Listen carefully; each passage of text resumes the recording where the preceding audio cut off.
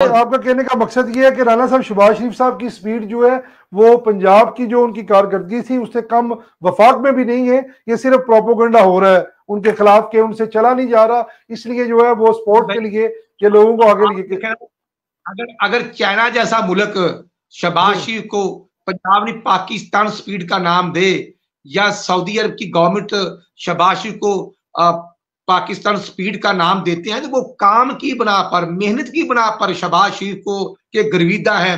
कौन सा prime minister मुझे बताएं कि जिसको 8 या 9 जुबानें आती हैं? वो शहबाज शरीफ है अल्हम्दुलिल्लाह। कि वो अरबी बोलते हैं, वो फारसी बोलते हैं, वो सारी जुबानें बोलते हैं। तो शहबाज शरीफ का निमल बदल कोई नहीं, वो बड़ी हिम्मत के साथ काम करते हैं। कैंसर होने के बावजूद मैं समझता हूँ अल्लाह ने उनको बड़ी हिम्मत दी है। और वो क्योंकि मियां नवाज शरीफ की सुपरविजन में काम करते हैं, नवाज शरीफ साहब के पास जब वो जाते हैं तो वो नवाज शरीफ साहब को बड़ा भाई भी और बाप के बराबर दर्जा देते हैं और अपना सियासी अपना कैद समझते हैं। तो ठीक है राना साहब,